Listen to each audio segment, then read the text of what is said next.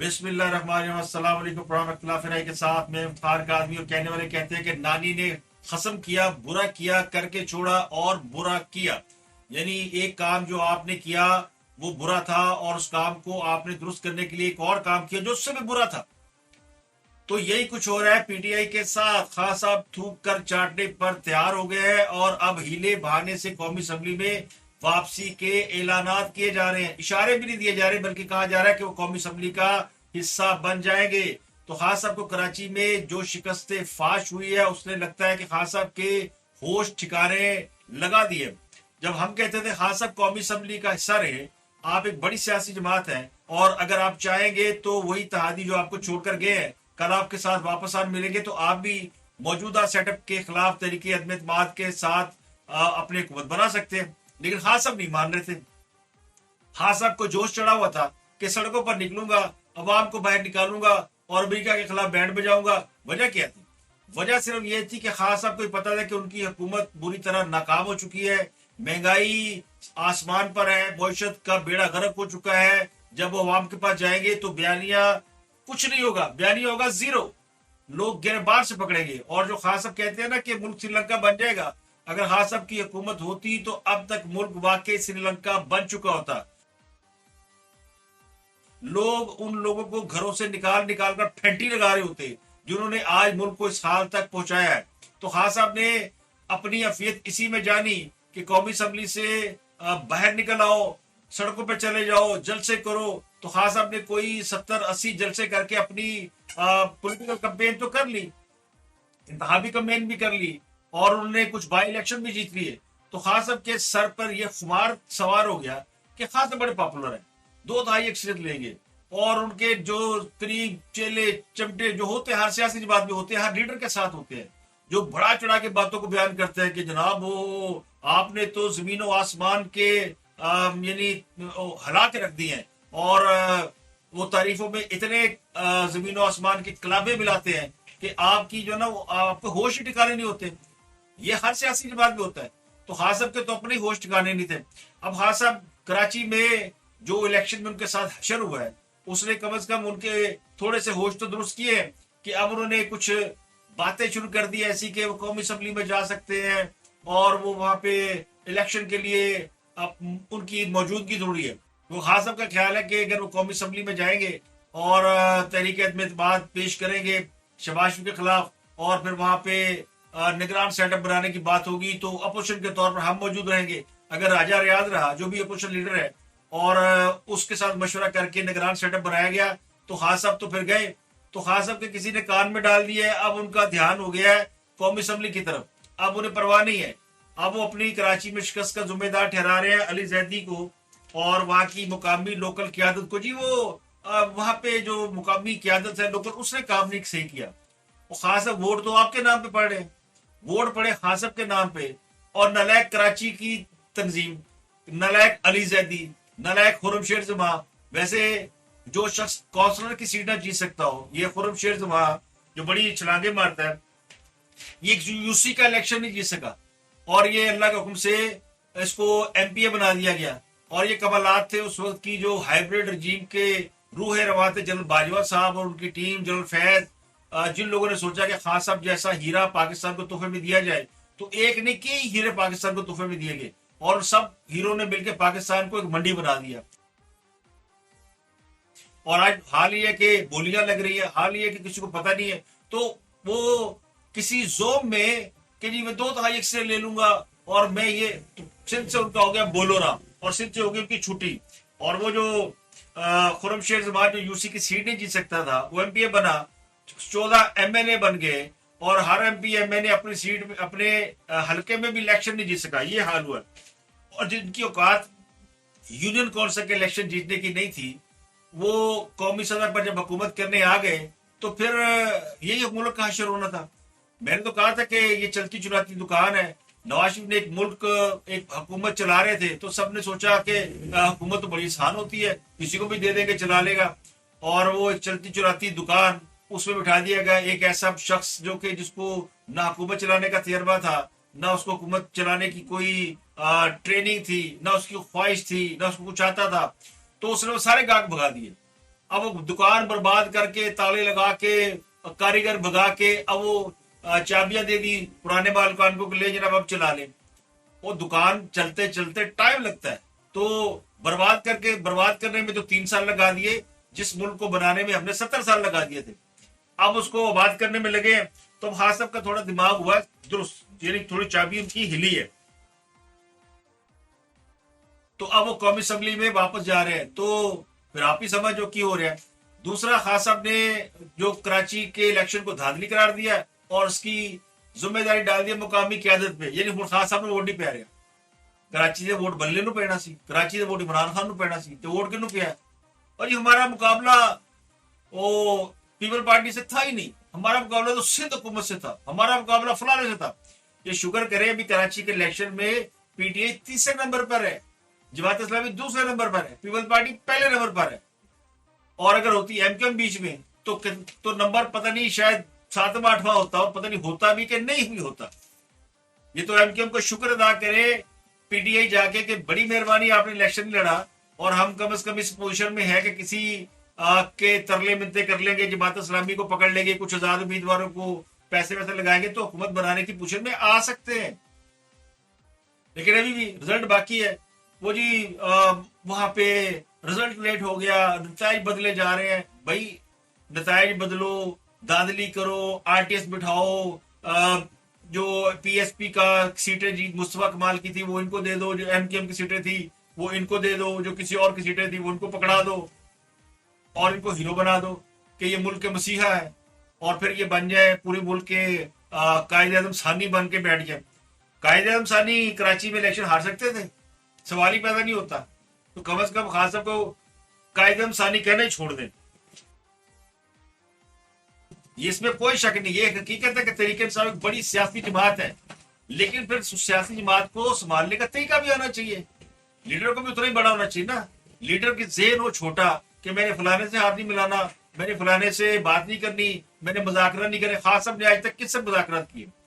जो कोई उनसे मुज़ाकरात की बात करता है थर्ड पार्टी बांधने है, जय शाह कुरैशी बात कर रहे हैं, अपने थोड़े को भेज दो, फलाने को भेज दो। खास साहब तो जमीन पर पाँव रखने के लिए तैयार नहीं है।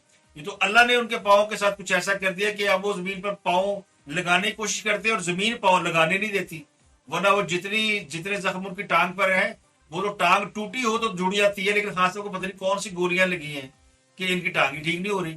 और ये सिर्फ वो बहाना है, और वो टूटी हुई टांग के साथ भी कराची का इलेक्शन हार चुके हैं। तो एमक्यूएम इलेक्शन लड़ती तो जमात इस्लामी और पीटीआई दोनों फारग हो जाते, और पीपल पार्टी भी शायद फारग हो जाती, दूसरे नंबर पे आती, तीसरे पे आती, लेकिन जीतती नहीं। ये मैं आपको बता दूं। अब तरीके इंसाफ के लोग सोशल मीडिया पर शोर मचा रहे हैं, बड़ा संजीदा मौजूद, और जी निगरान सेटअप कौन सा होना चाहिए। ऐसे लोगों के हाथ में मुल्क ना दिया जाए जो कि मुल्क के साथ मजाक करें। ऐसा निगरान सेटअप होना चाहिए जो बड़ा समझदार और संजीदा है। यानी कहो ना सुभान अल्लाह। हुकूमत बनाते हुए तो आपने ये सोचा नहीं कि जब आप वोट दे रहे थे या किसी को हुकूमत में ला रहे थे उस वक्त नहीं सोचा संजीदा लोग चाहिए, मुल्क चलाने वाले लोग चाहिए, और 3 महीने का एक आरजी सा बूरी सा निगरान सेटअप चाहिए। तो उसके लिए वो कोई सुकरात बना हुआ है, कोई बुकरात बना हुआ है, और जनाब कोई ट्विटर पे बैठा हुआ है, कोई स्पेस में बैठा हुआ है, और सारे बात की बोलियां बोल रहे हैं। और जितने लोगों के नाम अब तक निगरान हुकूमत पंजाब के लिए आए हैं सारे मादरत कर चुके हैं। सबने कहा यार सानू माफी दो। जैसे जवाद एस ख्वाजा राजी नहीं है, वो जो है आसफ सईद खोसा के जो भाई है नासिर सईद खोसा वो भी राजी नहीं है, और बाकी के भी जो 2-4 नाम है वो कहते सानू तो पूछा ही नहीं ये निगरान कहाँ से आ गए। अब पंजाब में निगरान हुकूमत, निगरान वज़ीर आला, निगरान kabina के लिए निगरान kabina तो वो बनाएगा जिसको निगरान आप सीएम बनाएंगे, फिर उसकी चॉइस है। तो उसके लिए भी कोई तैयार नहीं हो रहा। यानी कोई बहती गंगा में भी हाथ धोने को तैयार नहीं कि कितने ऐसी आके फंसना चाहिए, क्योंकि क्राइसिस इतना है। और फिर इमरान खान साहब किसी को मानना नहीं है, तो हर बंदा जो पीछे हट गया। तो नासिर सईद खोसा भी नहीं माने और वो भी नहीं माने।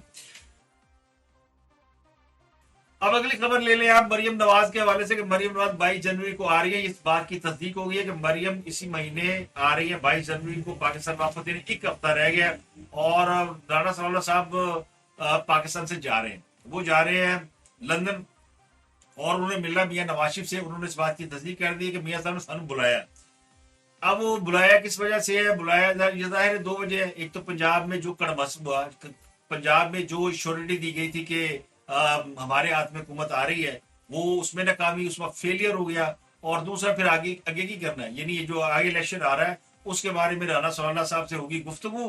तो राना सलाना साहब जा रहे हैं लंदन, लेकिन क्या ये इलेक्शन होंगे या नहीं, ये एक मिस्ट्री क्वेश्चन है। तो जो मेरे पास खबर है वो ये कि इसमें अभी कहते हैं ना, मैंने कहा था पार्टी शुरू हुई, तो अभी पार्टी शुरू हुई है।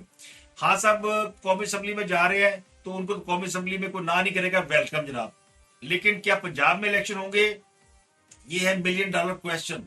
पंजाब में इलेक्शन या मुल्क के किसी भी हिस्से में इलेक्शन, मेन स्ट्रीम इलेक्शन जो कौमी सूबाई असम्बली के, ये उस वक्त तक नहीं हो सकते जब तक हल्का बंदियां ना हो, नई सेंसिस ना हो, नई मरदमशुमारी ना हो। इस पर सबका इत्तेफाक हो चुका है और ये मामला जाएगा इलेक्शन कमीशन के पास, ये मामला जाएगा सुप्रीम कोर्ट के पास। फिर लेके किन्ने जाना है? हुकूमत नहीं जा रही, लेकिन कुछ और जमातें इस मामले को लेकर जाएंगी और फिर ये जो 90 दिन का खेल है ये इससे ज्यादा दिन में तब्दील हो सकता है। कम से कम 5-6 महीने इलेक्शन आगे जा सकते हैं। तो खान साहब की जो ना टलियां खड़क रही हैं, खान साहब कभी कभी पूछते हैं खैबर पख्तूनख्वा असेंबली तोड़ दी जाए। अब मैं तो कहता हूँ कल तोड़ दी जाए। तो कहते हैं हाँ तुम्हारी क्या राय है, तुम्हारी क्या राय है, तुम्हारी क्या राय है। एक उनके इजलास की अंदरूनी कहानी भी आई है। तो खैबर पख्तूनख्वा असेंबली तोड़ने के लिए जो इजलास बुलाया गया था, उसमें जो इनसाइड स्टोरी है उसमें यह था कि खान साहब वीडियो लिंक पे बैठे हुए थे, उन्होंने खिताब किया। सबसे पहले परवेज खटक साहब ने कहा कि जनाब अभी केपी की असेंबली ना तोड़ी जाए, अभी तो पता नहीं इलेक्शन हो रहे हैं कि नहीं हो रहे हैं, 20 जनवरी तक इंतजार कर लें, एक हफ्ता रुक जाए। लेकिन वो केपी के जो वजीर आला जिन्होंने सुबह ट्वीट किया था, मैंने अपने प्रोग्राम में बताया, मंगल को तोड़ दी जाएगी। उन्होंने भी कहा जनाब अगर मंगल को हम तोड़ेंगे तो फिर इलेक्शन रमजान में होगा और रमजान में फिर टर्नआउट बड़ा कम होगा और फिर इलेक्शन ईद के बाद होना चाहिए। यानी आप वजाहत से देख ले आपके किस तरह की चल रही है कि अगर मंगल को यानी जो 17 तारीख है, अगर उस वक्त असेंबली तोड़ी जाएगी तो फिर रमजान में इलेक्शन होगा और फिर रमजान में तो वोट नहीं पड़ना। भाई वोट तो आपको अंधाधुंध पड़ना है। इमरान खान साहब खड़े हैं, इमरान खान साहब की जमात को तो आप चांद पे ले जाए, वहां वोट पड़ेंगे। खान साहब बड़े पॉपुलर लीडर है, लेकिन तरीके साहब क्यों घबरा गई है कि रमजान में वोट नहीं पड़ेंगे? यानी गल एथों तक आ गई है। अगर गल एथों तक आ गई है तो फिर सुलह कर लेनी चाहिए, माफी मांग ले। तो खैबर पख्तूनख्वा असेंबली जो है उसके बारे में कहा है कि जी इमरान खान साहब ने परवेज को क्या जवाब दिया, वो बड़ा दिलचस्प है। खान साहब ने क्या, अगर रमजान में इलेक्शन हो तो फिर तो हमें ज्यादा वोट पड़ने चाहिए। उन्होंने कहा जी वो कैसे? उन्होंने कहा रमजान में तो टर्नआउट बड़ा अच्छा होगा, लोग तो रोजाना के काम पे जाते ही नहीं है और इलेक्शन में फिर लोग इलेक्शन खेलेंगे। रमजान में हमें ज्यादा वोट पड़ने चाहिए। रमजान क्योंकि हाँ सब इस्लामिक टैक्स देंगे ना, खास तौर नाता सुनाया करेंगे जलसे, ये पढ़ा करेंगे। वैसे तो अजान हो रही हो या कुछ करीबी मस्जिद में कोई कुछ चीज चल रही हो तो खास तौर अपना जलसा तो नहीं रोकते, क्योंकि सारे जलसे देख लें आप, शाम को शुरू होते हैं मगरिब इशा और अजानी हो रही होती है, नमाज हो रही होती है, म्यूजिक बज रहा होता है और जलसे हो रहे थे। तो वो रमजान में इस्लाम टच देंगे या रमजान टच देंगे? लेकिन वो कहते हैं ना आटा गूंदी हिल्दी क्यों थे, आटा गूंदी हिल्दी क्यों नहीं। दोनों दोनों सूरतों में असम्बली जो है वो कहते हैं ना तोड़ने का इरादा नहीं है और एवं बहाने ना तू दस तू दस तू दस। वो एक बंदा कहेगा हाँ जी सुनो जी सुनो, वो सुना ना खातून का एक्सीडेंट हो गया माई का, तो वो गिर गई, किसी ने कहा इसको डॉक्टर के पास ले जाओ, किसी ने कहा इसको हवा दो, किसी ने कहा इसको पानी पिलाओ, एक बंदे ने कहा इसको दूध जलेबियां खिलाओ। तो माई ने यूं करके हाथ खड़ा किया, उसने कहा तो इस बंदे की बात में सुन लो यार। तो कोई ऐसा बंदा खास सबको चाहिए जो कहे कि असम्बलियां नहीं तोड़नी। तो एक और भी लॉजिक आई है, वो महमूद खान और शौकत यूसुफ सही ने कहा है कि जनाब हम तो अनाउंस कर बैठे हैं तो कर ले। तो वजीर खड़े हो गए कुछ, उन्होंने कहा जनाब मंगल का दिन ही मनूस होता है, मंगल को ना असम्बली तोड़िएगा। और फिर अभी सर्दी है, आपने असम्बली तोड़ दी, तो ये जो बलाई इलाके हैं वहां पे हम कैसे चलाएंगे बहुत कम इलेक्शन कैंपेन, कैसे चलाएंगे? अभी तो ठंड बड़ी है। किहड़े खान साहब ने खान साहब ने जिन्होंने ठंड लगती है, जो सिगरेट पे वो बर्फ की चोटी देख ले तो फिर वो कंबल ले लेते हैं, वो खान साहब है। लगता तो ऐसे ही है। अब ये हीले बहाने, ये हीले बहानों से किस तरह बचेंगे? तो दो खबरें और जल्दी से कर देता हूँ, और वो खबर ये है कि वो जो कीमती गाड़ियां, 150 कीमती गाड़ियां खरीदने की खबर चल रही थी ना, वो इतने बुलेट प्रूफ गाड़ी, इतनी गाड़ियां, कीमती लग्जरी गाड़ियां प्राइम मिनिस्टर मंजूरी दे दी, और बड़े ट्विटर पे वो जनाब घूम रही। ये देखे हुकूमत मुर्शद इस तरह हाल में हुकूमत नई गाड़ियां खरीद ली है, लल्ले दलल्ले उड़ाए जा रहे हैं, जो हमेशा प्रोपोगंडा होता है। वो खबर झूठी निकली, वो बिल्कुल सिरे से खबर है ही नहीं। ना हुकूमत ने गाड़ियां खरीदी है, ना खरीदने की मंजूरी दी, ना इजाजत दी, वो है छूटा चुदा ली। इसके अलावा खान साहब के और फवाद चौधरी के वारंट गिरफ्तारी जारी हुए थे, इलेक्शन कमीशन के ने जारी किए थे, और वो मुअत्तल कर दिए अदालत ने, और दोनों को जो है उनके वारंट गिरफ्तारी, इमरान खान साहब के फवाद चौधरी के दोनों बच के गिरफ्तारी से। लेकिन वो अदालत ने सुनाई बड़ी खरी खरी, प्यों प्यों मारी। उन्होंने कहा फवाद चौधरी तो कहता है जी अदालतें जो है बड़ी करप्ट है, और करप्शन में हमारा नंबर बड़ा अच्छा है, तो फवाद चौधरी को बताएं सारी जिम्मेदारी अदालतों पर ना डाले। तो सुप्रीम कोर्ट ने चाड़ पाई है इस इंसाफ को। क्या नाम है इनका? फवाद चौधरी। एक ऑडियो लीक हुई है मोना सलाई की और चौधरी वजाद सैन की। ये वो मुस्लिम लीग काफ का वो धड़ा है जो जम होने जा रहा है पीटीआई में, और चौधरी परवेज इलाही और उनके साहबजादे मोना सलाई बैत करने जा रहे हैं, बल्कि कर ली है उन्होंने। अब अनाउंस ही बाकी है, रस्मी सी कार्रवाई बाकी है कि वो पीटीआई में शामिल होने जा रहे हैं। और चौधरी शुजात ने उनको शो का नोटिस जारी कर दिया, परवेज इलाही को, कामल अली आगा को, जितने लोग हैं, उन्होंने कहा जी पहले यहाँ से इस्तीफे दे अपनी जमात से और फिर जाएं, पार्टी छोड़े पहले। तो उनको शो का नोटिस जारी की कि पार्टी में होते हुए आप कैसे जा सकते हैं। तो आज तय था कि वो अनाउंस कर देंगे, लेकिन वो नहीं अनाउंस हुआ। अब ये बात चली गई थोड़ी सी आगे, यानी पहले पार्टी छोड़ो ना, वरना फ्लोर क्रॉसिंग हो जाएगी। तो मुस्लिम लीग काफ के लोग फंस गए कि वो इस वक्त असम्बली का हिस्सा भी है, नहीं भी है, जा भी जाए तो जाए कैसे, और ना जाए तो ना जाए। मतलब परवेज वजीर पंजाब तो है ना, जब तक निगरान वजीर नहीं आता, और फिर अगर उनको शो का नोटिस है तो उनके खिलाफ डिसिप्लिनरी कार्रवाई तो होगी ना, इलेक्शन कमीशन को शिकायत भी लगेगी। तो लेकिन ये तय हो चुका है कि चौधरी जो है वो इमरान खान की जमात में जा रहे हैं, और बड़ा सौदा है, ये कुछ छोटा नहीं है, फैसला उनका दुरुस्त है। फैसले से दुरुस्त है कि इमरान खान के सासा जात, बकिया जात, उनका उनका जिम्मेदार कौन होना है? परवेज इलाही कद्दावर सियासतदान है, और नायब वज़ीर रहा है, सूबे का वज़ीर आला रहा है, स्पीकर रहा है, और इस वक्त पीटीआई में उनके लेवल का तो कोई सियासतदान नहीं है, मासवाई शाह महमूद कुरैशी। लेकिन शाह महमूद कुरैशी साहब के खिलाफ इतना मनफी प्रोपेगेंडा चल रहा है कि उनका पता कट चुका है, और वो खुद भी एक कॉर्नर लिए हुए हैं। अब कई शाह महमूद कुरैशी फ्रंट फुट पे खेलते हुए नजर नहीं आएंगे, बैक सीट पे है। असद उमर उनकी उनका कोई सियासी कदकट है नहीं। तो परवेज इलाही के लिए बड़ा अच्छा मौका है कि जनाब इमरान खान साहब के बाद वो नंबर 2 होंगे, और नंबर 2 को कम से कम वजारत आला तो मिल ही जाएगी ना पंजाब की। और वरना वो मुस्लिम लीग काम में रहे तो कहा वजारत आला हूं मौजा किथे। तो उनको अब पार्टी कौन सा भागी जा रही है? मुस्लिम लीग काफ तो चौधरी शुजात के पास रहेगी, और जब वहां से आएंगे तो कह देंगे जी लौट के बुद्धू घर से। अगर वहां से कॉन्ट्रैक्ट खत्म हो गया और या इमरान खान साहब ने निकाल दिया, या पार्टी हार गई, तो काफ लीग वापस आ जाएंगे, सुलह हो जाएगी। चौधरी ने की है मिठाई लेके जाएंगे, वो जरदारी साडा यार है, और फलाना वो 2-4 बंदे बीच में डालेंगे, और फिर मलक रियाज तो है ही ना, बात खत्म। मलक रियाज साहब इन सारे सबके वो हैं दाई है नदी। अब मैं उनके बारे में किसी को प्रोग्राम करेंगे तो बताऊंगा आपको क्या। तो ये आज की खबरें हैं, जिसमें आखिरी खबर लतीफ अफरीदी का कत्ल है। लतीफ अफरीदी को उनकी कोई जाती दुश्मनी थी, जिसकी बुनियाद पर सुप्रीम कोर्ट बार के साबिक सदर लतीफ अफरीदी को कत्ल कर दिया गया। बड़ा अफसोसनाक वाक़या, जिसकी जितनी मजम्मत की। और ये वाक़या बार रूम के अंदर पेश आया, जहाँ बड़ी सिक्योरिटी होती है, और ये इसको देखना चाहिए कि कैसे वो कातिल जो है अंदर घुसा और उसे मारा, पकड़ा गया मुलजम। और ये उस पार्टी का यानी साबिक मकतूल जज है आफ्ताब अफरीदी, शायद उनका भांजा है। और आफ्ताब अफरीदी से 3 अफराद के कत्ल का इल्जाम लतीफ अफरीदी साहब पे लगाया गया था। तो ये कोई आपस में इनकी वो है यानी दाती दुश्मनी। तो ये जनाब अब तक की अपडेट जो आपके साथ शेयर की है।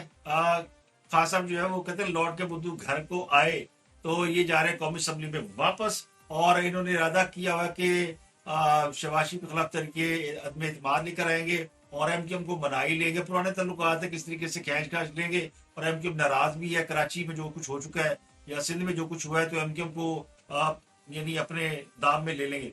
तो देखना ये है कि इसके ऊपर वो कितने कामयाब होते हैं। लेकिन इलेक्शन कमीशन पाकिस्तान ने 271 पार्लियामेंट के मेंबरान यानी कौमी सूबाई असम्बली के जितने हैं उन सबको मुअत्तल किया। इसमें कौमी असम्बली के 136 लोग शामिल हैं और 21 सेनेटर शामिल हैं। सिंध असम्बली के 48 और खैबर पख्तूनख्वा के 54 अरकान असम्बली की रुकनीत मुअत्तल है। इन्होंने गोशवारे जमा नहीं कराए, तो पहले तो गोशवारे जमा कराओ ना, फिर ये मेंबरान असम्बली इजलास में शरीक हो सकेंगे। तो प्रॉब्लम दोनों तरफ है, हुकूमत के लोग भी शामिल है इसमें और अपोजिशन के लोग भी शामिल हैं।